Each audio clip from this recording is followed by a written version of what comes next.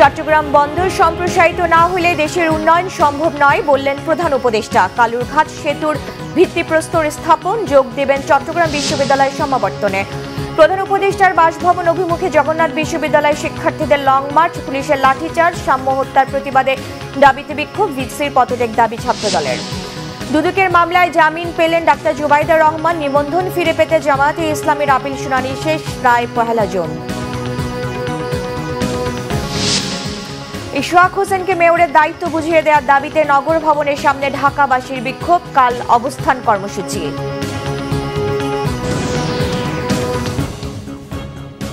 দেখছিলেন ক্রাউন 7 সংবাদ শিরোনাম, এবার বিস্তারিত। প্রধান উপদেষ্টা অধ্যাপক মোহাম্মদ ইউনূস বলেছেন, চট্টগ্রাম বন্দর সম্প্রসারিত না হলে দেশের অর্থনীতির উন্নয়ন সম্ভব নয়। বলেন, চট্টগ্রাম বন্দর দেশের অর্থনীতির হৃৎপিণ্ড, একে সত্যিকারের বন্দরে পরিণত করার কাজ চলছে। চট্টগ্রাম বন্দর পরিদর্শনে গিয়ে প্রধান উপদেষ্টা এসব কথা বলেন। বন্দর পরিদর্শন শেষে চট্টগ্রামের কালুরঘাট বহুল প্রত্যাশিত কর্ণফুলী নদীর উপর রেল সহ সড়ক সেতু নির্মাণ কাজের আনুষ্ঠানিক উদ্বোধন ঘোষণা করেন প্রধান উপদেষ্টা অধ্যাপক মোহাম্মদ ইউনূস। এর আগে সকালে শাহ আমানত আন্তর্জাতিক বিমানবন্দরে পৌঁছান প্রধান উপদেষ্টা। অন্তর্বর্তী সরকারের দায়িত্ব নেওয়ার পর প্রথমবারের মতো জন্মস্থান চট্টগ্রাম গেলেন ডক্টর ইউনূস। একসময় নিজের কর্মস্থল চট্টগ্রাম বিশ্ববিদ্যালয় সমাবর্তন অনুষ্ঠানে দুপুরে যোগ দেবেন। সম্মানসূচক ডক্টর অব লিটারেচার ডিগ্রি দেওয়া হবে তাকে। বিকেলে পৈতৃক বাড়ি হাটহাজারী উপজেলার শিকারপুর ইউনিয়নের বাথুয়া গ্রামেও যাবেন প্রধান উপদেষ্টা। বাংলাদেশের অর্থনৈতিক হৃৎপিণ্ড হলো চট্টগ্রাম বন্দর। যত দিন যাবে আমরা এই হৃৎপিণ্ডকে আর ওইভাবে স্থাপন করতে পারবো না। আমাদের যে সুযোগ আছে, এই সুযোগে আমরা হৃৎপিণ্ডকে ওই সাইজে, যে সাইজে আমরা কল্পনা করি বাংলাদেশের অর্থনীতি দাঁড়াবে, বাংলাদেশের ভবিষ্যৎ পরিবর্তন হয়ে যাবে, এটা পরিবর্তন না করে বাংলাদেশের কোনো অর্থনৈতিক পরিবর্তন সম্ভব না। দর্শক, এই মুহূর্তে চট্টগ্রাম বিশ্ববিদ্যালয়ে আছেন বিশেষ প্রতিনিধি সিকান্দার রেমান। সরাসরি যুক্ত হচ্ছি তার সাথে। রেমান, প্রধান উপদেষ্টার সমাবর্তন অনুষ্ঠানে কখন যোগ দিবেন, বিস্তারিত জানাবেন। জি, প্রধান উপদেষ্টা প্রফেসর ডক্টর মোহাম্মদ ইউনূস এরই মধ্যে সমাবর্তন অনুষ্ঠানে যোগ দিয়েছেন। যখন আপনি আমাকে প্রশ্ন করলেন, ঠিক তখনই কিন্তু আনুষ্ঠানিকভাবে এই সমাবর্তন অনুষ্ঠানটি শুরু হয়েছে।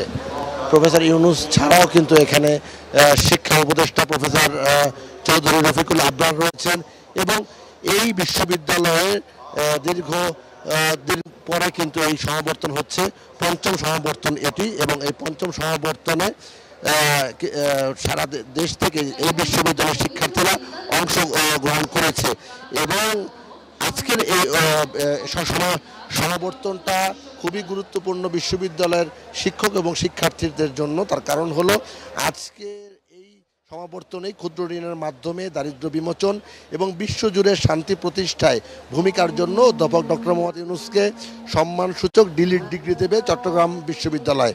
এবং আজকের এই এখন যে অনুষ্ঠানের স্থল, এটি সমাবর্তন বক্তাও কিন্তু প্রফেসর ডক্টর মোহাম্মদ ইউনূস। তিনি বক্তব্য শেষ করে তিনি যাবেন তার গ্রামের বাড়ি হাটহাজারী উপজেলার শিকারপুর ইউনিয়নের বাথুয়া গ্রামে এবং সেখানে তিনি তার পারিবারিক যারা সদস্যদের সঙ্গে সেখানে সময় কাটাবেন এবং এরপর রাতেই তিনি চট্টগ্রাম থেকে ঢাকায় যাওয়ার কথা রয়েছে।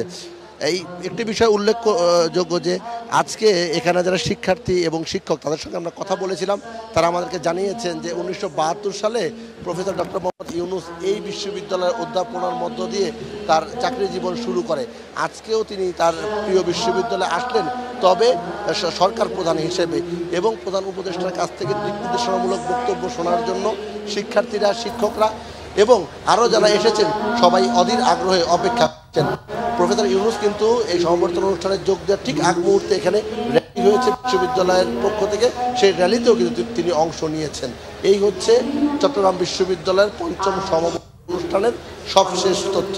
রেমান, আপনাকে ধন্যবাদ। তিন দফা দাবিতে জগন্নাথ বিশ্ববিদ্যালয় শিক্ষার্থীদের মার্চ টু যমুনা কর্মসূচিতে বাধা প্রদানের পাশাপাশি টিয়ার শেল ও সাউন্ড গ্রেনেড নিক্ষেপ করেছে পুলিশ। বেলা 11:30টার দিকে জগন্নাথ বিশ্ববিদ্যালয় ক্যাম্পাস থেকে যাত্রা শুরু করেন শিক্ষার্থীরা। এটি কাকরাইল মোড়ে পৌঁছলে সেখানে পুলিশের বাধার মুখে পড়েন। পুলিশের বাধা পেয়ে শিক্ষার্থীরা রাস্তায় বসে পড়ে নানা স্লোগান দিতে শুরু করেন। এক পর্যায়ে টিয়ার শেল, সাউন্ড গ্রেনেড নিক্ষেপ করে তাদের ছত্রভঙ্গ করার চেষ্টা করে পুলিশ। এই সময় অন্তত 50 জন শিক্ষার্থী ও কয়েকজন পুলিশ আহত হন। 70% আবাসন ভাতা, বাজেট বৃদ্ধি এবং সব প্রকল্পে অগ্রাধিকার দেওয়ার 3 দফা দাবিতে এই কর্মসূচির ডাক দিয়েছিলেন জগন্নাথ বিশ্ববিদ্যালয় শিক্ষার্থীরা। দাবি না মানা পর্যন্ত আন্দোলন চলবে বলে জানান তারা।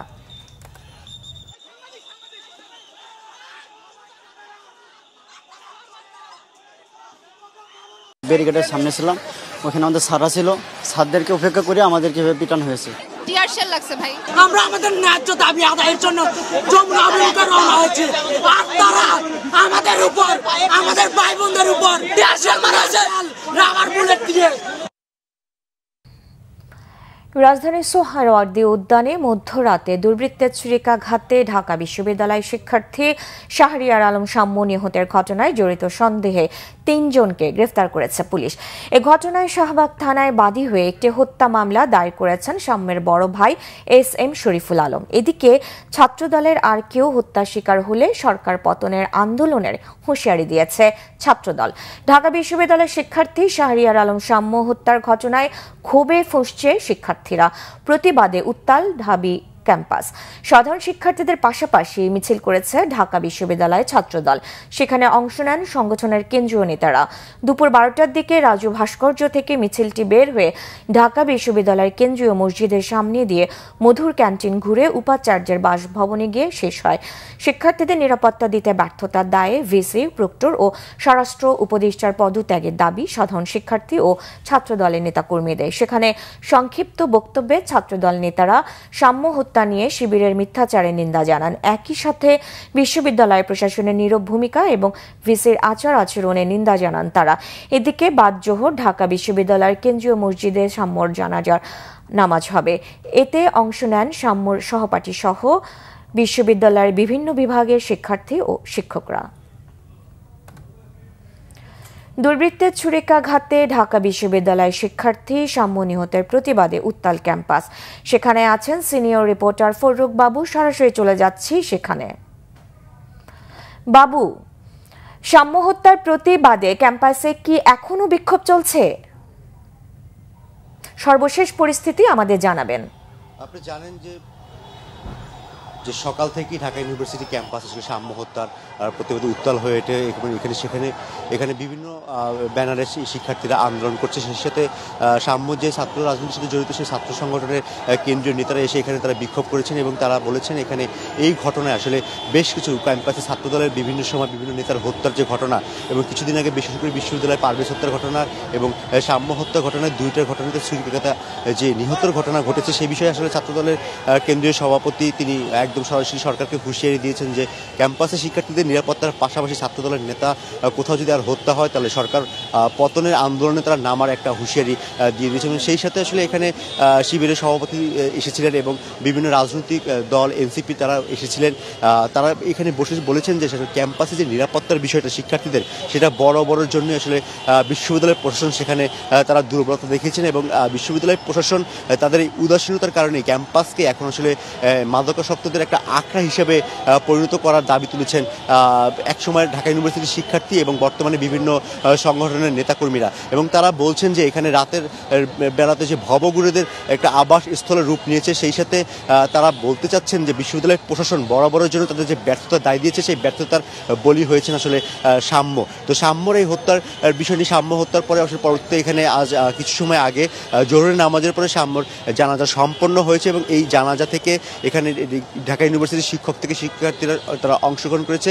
কিছুক্ষণ আগে শাম্যর মরদেহ তার তার গ্রামের বাড়ি সিরাজগঞ্জের বেলকুচিতে নিয়ে যাওয়া হয়েছে আমরা জানতে পেরেছি যে এবং সেখানে তারা দাফন সম্পন্ন করবেন এবং শাম্যর বড় ভাই বলেছেন যে এখানে যে আইনের যে মারপ্যাচ রয়েছে সেই মারপ্যাচের জন্য তার ভাইয়ের যে হত্যার ঘটনাটা সেটার জন্য ধামাচাপা না পড়ে এবং সেই সাথে যারা প্রকৃত অপরাধী তারা যেন কেউ পার পেয়ে না যায় এবং যাদের গ্রেপ্তার করেছে তারা আসলে আদৌ এর সাথে জড়িত কিনা, কারণ এখানে সিসিটিভি ফুটেজ ফুটেজ থাকার কথা যে বিষয় নিয়ে প্রশ্ন উঠেছে যে মেট্রো রেলের আশপাশে যে সিসিটিভি ক্যামেরা থাকার কথা সেই সিসিটিভি ক্যামেরা না থাকা এবং সেখানে ক্যামেরা যা রয়েছে তা বন্ধ থাকা এই বিষয় নিয়ে তিনি সন্দেহ প্রকাশ করেছেন। এই ছিল আসলে এখনকার পর্যন্ত সর্বশেষ তথ্য। তবে আরেকটু বলে রাখি, কিছুক্ষণের মধ্যে আসলে ক্যাম্পাসের নিরাপত্তা ইস্যুতে শাহবাগ থানা ঘেরাও করবে ইউনিভার্সিটি। ধন্যবাদ ফররুখ বাবু।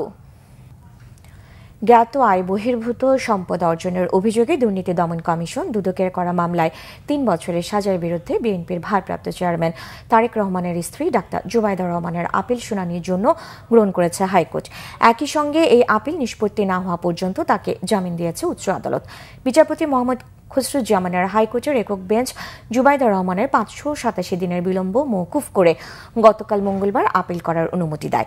আজ শুনানি নিয়ে আপিল গ্রহণ করে জামিন দেয় জুবাইদা রহমানকে। একই সঙ্গে নিম্ন আদালতের নথিও তলব করেছে আদালত। দুর্নীতির এই মামলায় 2023 সালের 2 আগস্ট তারেক রহমানকে 9 ও ডাক্তার জুবাইদা রহমানকে 3 বছরের কারাদণ্ড দেন ঢাকা মহানগরের জ্যেষ্ঠ বিশেষ জজ মোহাম্মদ আসাদুজ্জামান। একই সঙ্গে আদালত জ্ঞাত আয় বহির্ভূত হিসেবে তারেক রহমানের প্রায় 2,75 লাখ টাকা সম্পদ রাষ্ট্রের অনুকূলে বাজেয়াপ্ত করার আদেশ দেয়। এছাড়া তারেক রহমানকে 3 কোটি ও ডাক্তার জুবাইদাকে 35 লাখ টাকা অর্থদণ্ড দেয় বিচারিক আদালত। রাজনৈতিক দল হিসেবে বাংলাদেশ জামায়াতে ইসলামী নিবন্ধন ফিরে পাবে কিনা এই বিষয়ে আপিল বিভাগের রায় হবে আগামী 1 জুন। রায়ে জামায়াতের ইসলামী নিবন্ধন ফিরে পাবে বলে আশা প্রকাশ করেছেন দলটির আইনজীবী অ্যাডভোকেট মোহাম্মদ শিশির মুনির। তিনি জানান, জামায়াতের নিবন্ধন বাতিলের মধ্য দিয়ে বিচার বিভাগকে রাজনীতিকরণ করা হয়েছিল। নির্বাচন কমিশন যেন দাঁড়িপাল্লা প্রতীক ফিরিয়ে দেয় এ বিষয়ে আপিল বিভাগ রায়ে পর্যবেক্ষণ দেবে বলে আশা করেন জামায়াতের এই আইনজীবী। জামায়াতে ইসলামী নিবন্ধন অবৈধ ঘোষণা করে হাইকোর্টের দেওয়া রায়ের বিরুদ্ধে করা আপিলের শুনানি শেষে বুধবার প্রধান বিচারপতি সৈয়দ রেফাত আহমেদের নেতৃত্বাধীন 4 সদস্যের আপিল বিভাগ রায় ঘোষণার জন্য 1 জুন দিন ধার্য করেছে। জামায়াতে ইসলামীকে দেওয়া নিবন্ধন অবৈধ ঘোষণা করে 2013 সালের 1 আগস্ট রায় দেয় হাইকোর্ট। এই রায় স্থগিত চেয়ে করা আবেদন খারিজ করে দেন আপিল বিভাগের তখনকার চেম্বার বিচারপতি AHM শামসুদ্দিন চৌধুরী।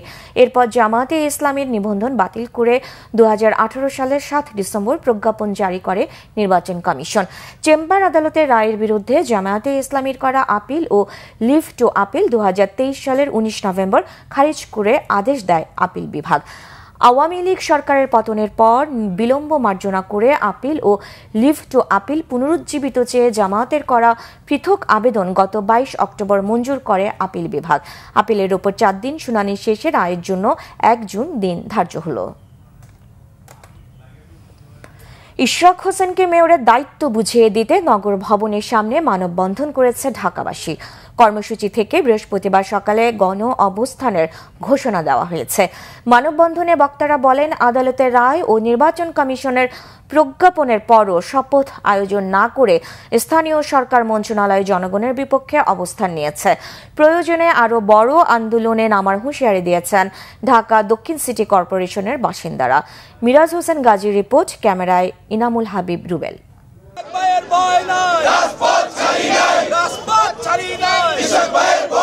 সকাল 9টার আগেই ঢাকা দক্ষিণ সিটি কর্পোরেশনের বিভিন্ন এলাকার বাসিন্দারা মিছিল সহ নগর ভবনের সামনে জড়ো হতে থাকেন। কিছুক্ষণের মধ্যেই নগর ভবনের সামনের সড়কের বঙ্গবাজার থেকে গুলিস্তান পর্যন্ত অবস্থান নিয়ে মানববন্ধন করেন তারা। বক্তারা বলেন, 2020 সালের 1 ফেব্রুয়ারির নির্বাচনে ফলাফল জালিয়াতি করে ইশরাক হোসেনকে হারানো হয়েছিল। তখনই ইশরাক হোসেন আইন মেনে মামলা করেছিলেন। অভ্যুত্থানের পর আদালত সেই মামলার রায়ে আগের ফল বাতিল করে ইশরাক হোসেনকে বিজয়ী মেয়র হিসেবে ঘোষণা করেন। এরপর নির্বাচন কমিশন প্রজ্ঞাপন জারি করলেও শপথে তালবাহানা করছে স্থানীয় সরকার মন্ত্রণালয়।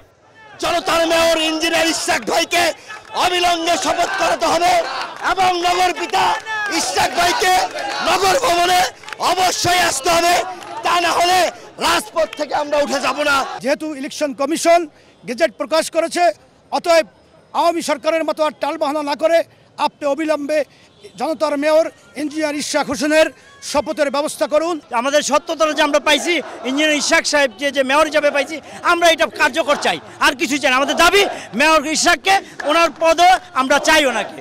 বক্তারা বলেন, জনগণের ভোটের অধিকার শেখ হাসিনা সরকার কেড়ে নিয়েছিল।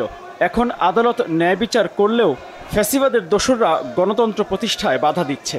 তারা বলেন, নগরবাসীর সেবা না করে লুটপাট করতেই মন্ত্রণালয়ের লোকজন ইশরাক হোসেনকে মেয়রের দায়িত্ব বুঝিয়ে দিচ্ছে না। ইশরাক হোসেন ঢাকার ছেলে, সাদেক হোসেন সাবেক মেয়র সাদেক হোসেন খোকার ছেলে, মুক্তিযোদ্ধার ছেলে এবং জনপ্রিয় জননেতা ইঞ্জিনিয়ার ইশরাক হোসেন। আমরা ছাড় দেওয়ার মানুষ না, তার সাহসের জন্যই আজকে সেই পর্যায়ে জনগণ তাকে এত বেশি ভালোবাসে। তো এটাই আমার কথা, আমরা না বসানো পর্যন্ত আমরা গড়ে যাব না। নিজেদেরকে কেন বিতর্কিত করছে? তাহলে জনগণ মনে করবে যে আগামী জাতীয় নির্বাচন এই সরকারের উপরে কিভাবে আস্থা রাখবে। এক পর্যায়ে বিক্ষুব্ধরা নগর ভবনের প্রধান ফটকের ভিতরে অবস্থান নিয়ে সরকারকে দ্রুত আইন মেনে শপথ আয়োজনের হুঁশিয়ারি দেন। দাবি আদায়ে নগর ভবনে গণ অবস্থানের কথাও জানান বিক্ষুব্ধ ঢাকাবাসী। যতক্ষণ পর্যন্ত প্রকৌশলী ইশরাক হোসেনকে ঢাকা দক্ষিণ সিটি কর্পোরেশনের মেয়র হিসাবে শপথ বাক্য পাঠ করানো না হবে, যতক্ষণ পর্যন্ত তিনি দায়িত্বভার গ্রহণ না করবে, ততক্ষণ পর্যন্ত আমাদের এই আন্দোলন পর্যায়ক্রমে চলতে থাকবে। আগামী দিন আমরা অবস্থান কর্মসূচি নিব, গণ অবস্থান কর্মসূচি, এবং সেটা হবে ব্যাংক ফ্লোরে। গণ অবস্থান কর্মসূচি নিব এবং সকাল 9টায় আপনারা সকলে উপস্থিত থাকবেন। স্থানীয় সরকার মন্ত্রণালয় আদালতের রায় না মানায় সংশ্লিষ্টদের আইনের আওতায় আনতে প্রধান উপদেষ্টার প্রতি আহ্বান জানান ঢাকা দক্ষিণ সিটি কর্পোরেশনের ভোটাররা। মিরাজ হোসেন গাজী, বাংলা ভিশন, ঢাকা।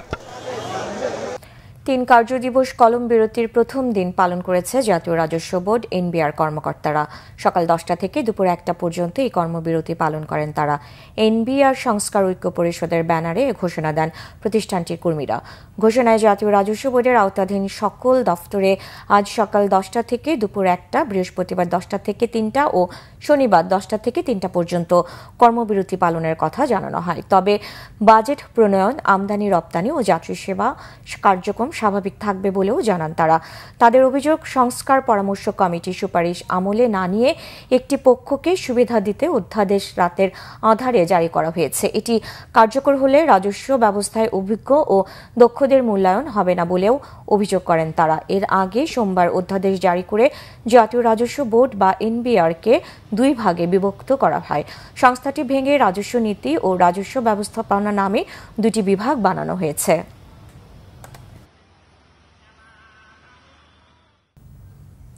সংবাদ শেষ করব ক্রাউন সিমেন্ট শিরোনামগুলো আরেকবার জানিয়ে। চট্টগ্রাম বন্দর সম্প্রসারিত না হলে দেশের উন্নয়ন সম্ভব নয় বললেন প্রধান উপদেষ্টা। কালুরঘাট সেতুর ভিত্তিপ্রস্তর স্থাপন, যোগ দেবেন চট্টগ্রাম বিশ্ববিদ্যালয়ের সমাবর্তনে। প্রধান উপদেষ্টার বাসভবন অভিমুখে জগন্নাথ বিশ্ববিদ্যালয় শিক্ষার্থীদের লং মার্চে পুলিশের লাঠিচার্জ, সাম্য হত্যার প্রতিবাদের দাবিতে বিক্ষোভ, ভিসির পদত্যাগ দাবি ছাত্রদলের। দুদকের মামলায় জামিন পেলেন ডাক্তার জুবাইদা রহমান। নিবন্ধন ফিরে পেতে জামায়াতে ইসলামীর আপিল শুনানি শেষ, রায় 1 জুন। ইশরাক হোসেনকে মেয়রের দায়িত্ব বুঝিয়ে দেওয়ার দাবিতে নগর ভবনের সামনে ঢাকাবাসীর বিক্ষোভ, কাল অবস্থান কর্মসূচি।